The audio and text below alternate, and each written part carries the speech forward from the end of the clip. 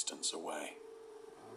Though one might well imagine that my first sensation would be of wonder at so prodigious and unexpected a transformation of scenery, I was in reality more horrified than astonished. Yeah, that's what it sounds like. For there was in the air and in the rock. Welcome back to another episode of Bite of Moab. That's right, the G is silent. I'm not.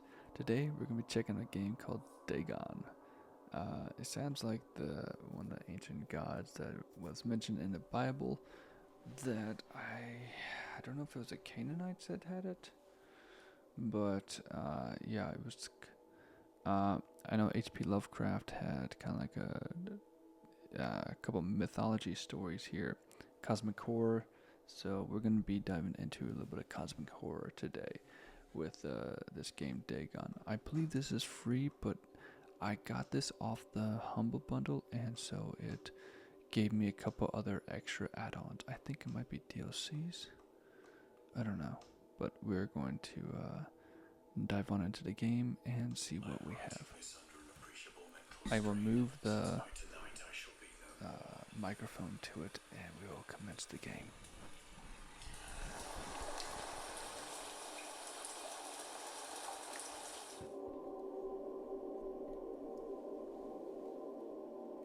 During the game, you'll encounter interactive elements. Okay.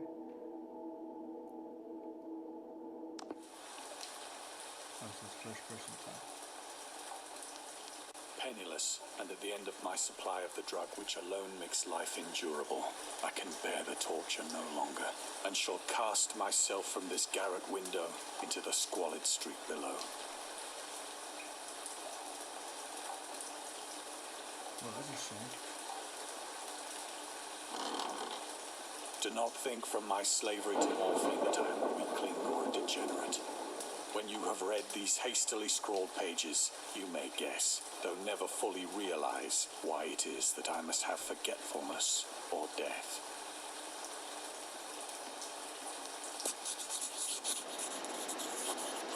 It was in one of the most open and least frequented parts of the broad Pacific that the packet of which I was supercargo fell a victim to the German sea raider.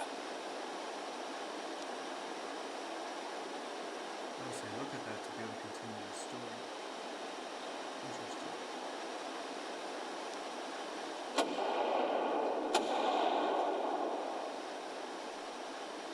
The Great War was then at its very beginning, and the ocean forces of the Hun had not completely sunk to their later degradation. So that our vessel was made a legitimate prize, whilst we of her crew were treated with all the fairness and consideration due us as naval prisoners.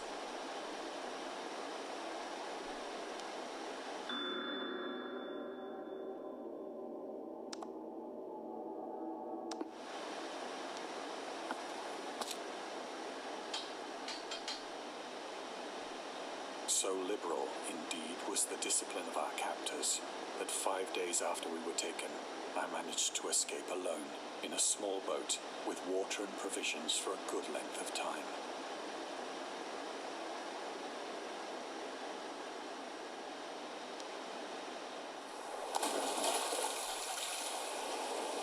When I finally found myself adrift and free, I had but little idea of my surroundings.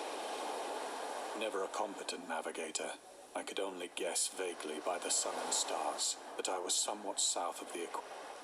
Of the longitude, I knew nothing, and no island or coastline was in sight.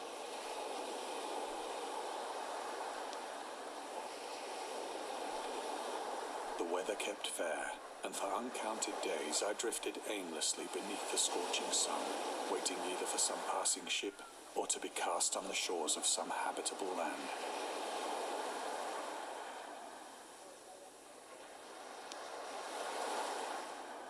But neither ship nor land appeared, and I began to despair in my solitude upon the heaving vastness of unbroken blue. The change happened whilst I slept. Its details I shall never know, for my slumber, though troubled and dream-infested, was Tentacles.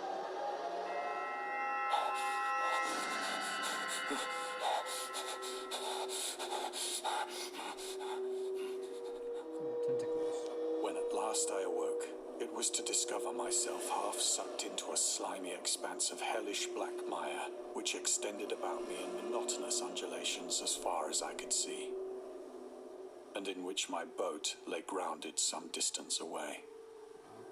Though one might well imagine that my first sensation would be of wonder at so prodigious and unexpected a transformation of scenery, I was in reality more horrified than astonished. Yeah, that's what it sounds like. For there was in the air, and in the rotting soil, a sinister quality which chilled me to the very core. The region was putrid with the carcasses of decaying fish, and of other, less describable things which I saw protruding from the nasty mud of the unending plain. Perhaps I should not hope to convey in mere words the unutterable hideousness that can dwell in absolute silence and barren immense. There was nothing within hearing, and nothing in sight, save a vast reach of black slime. Yet the very completeness of the stillness and the homogeneity of the landscape oppressed me with a nauseating fear. The sun was blazing down from a sky which seemed to me almost black in its cloudless cruelty, as though reflecting the inky marsh beneath my feet.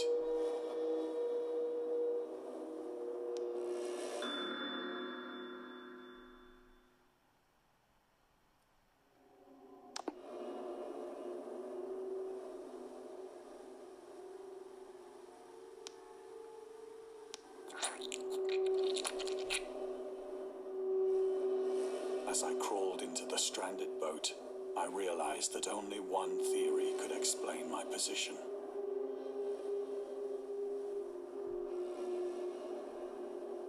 Through some unprecedented volcanic upheaval, a portion of the ocean floor must have been thrown to the surface, exposing regions for which innumerable millions of years had lain hidden under unfathomable watery depths.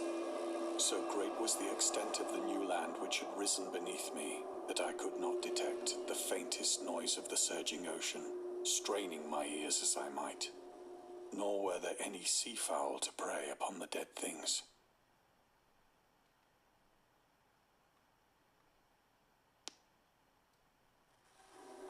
For several hours I sat thinking or brooding in the boat, which lay upon its side and afforded a slight shade as the sun moved across the heavens. As the day progressed, the ground lost some of its stickiness and seemed likely to dry sufficiently for traveling purposes in a short time. That night I slept but little, and the next day I made for myself a pack containing food and water, preparatory to an overland journey in search of the vanished sea.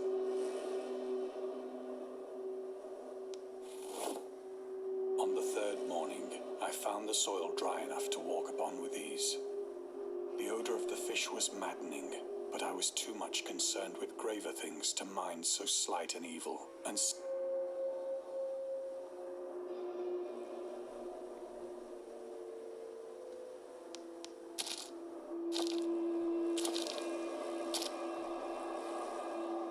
all day I forged steadily westward, guided by a faraway hummock which rose higher than any other elevation on the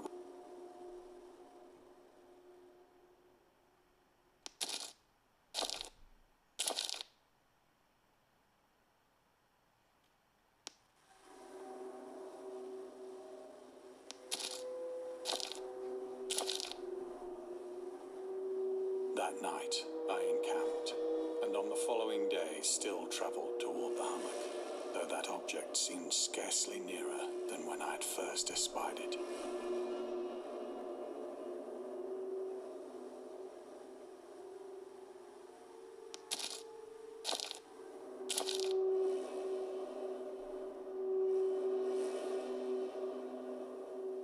By the fourth evening, I attained the base of the mound, which turned out to be much higher, an intervening valley setting it out in sharper relief from the general surface. Too weary to ascend, I slept in the shadow of the hill. I know not why my dreams were so wild that night, but ere the waning and I was awake in a cold perspiration, determined to sleep no more. Such visions as I had without the glare of the parching sun, my journey would have cost me less energy. Indeed, I now felt quite able to perform, picking up my pack.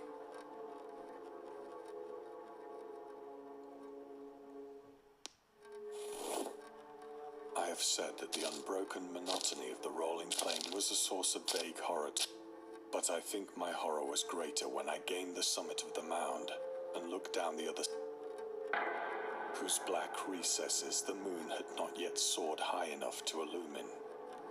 I felt myself on the edge of the world, peering over the rim into a fathomless chaos of eternal night. Through my terror ran curious reminiscences of Satan's hideous climb through the ledges and outcroppings of rock afforded fairly easy footholds for a descent, whilst after a drop of only a few hundred feet,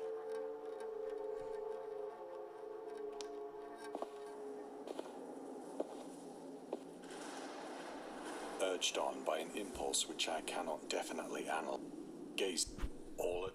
So I'm thinking this is all the game here for Dagon. Yeah, it seems like it's actually just a kind of like a visual novel in a way, where it feels very much like a 3D interactive visual novel of some sort, which I think that's the kind of goal that they were trying to go for with the game, and they succeeded with it. So yeah, listening to the guy's voice, the narrative voice, and hearing just the voice inflections and the deepness of it, it really does feel like, oh wow, there is an actual sense of unease in the game. And I think that's a very unique thing that we don't feel too often. So I think playing a game like this could be kind of unique, especially if you just want something more on the chill side and something a little more relaxing to play. So I think it's a very unique game that everyone should at least try. It's free, it's something free to play. I think I do have a couple of the DLCs here, which is pretty good, I think. So if you ever want to check that out, maybe there will be a DLC bundle again, or a bundle with this in the Humble Bundle, or maybe this feels more like a Fanatical or Bundle Stars. So yeah. So if any of this kind of piqued your interest in more of the cosmic horror, H.P. Lovecraft, definitely check out Dagon, and maybe you'll have some fun. Just maybe play it right before bed, get some hot tea, just kind of get cozy in your bed and just play the game, and kind of want to get a little bit of a creepy feeling right before bed, and maybe have a creepy dream. I don't know. You do you. So thank you so much for watching. I hope you have a great, fantastic rest of your day with everything that you do. Thank you for staying awesome. Be sure to hit the like button, notification bell, subscribe. Also, be sure to comment below and let me know your favorite part of the video. Let me know any kind of other future game videos you want to see on this channel. Maybe it's something more of a niche or a deep cut. I like those. And maybe it's something more popular. So go ahead and give a shout out in the comments. Once again, thank you so much for your support. I wish you all the best, safest journeys in life. Take care.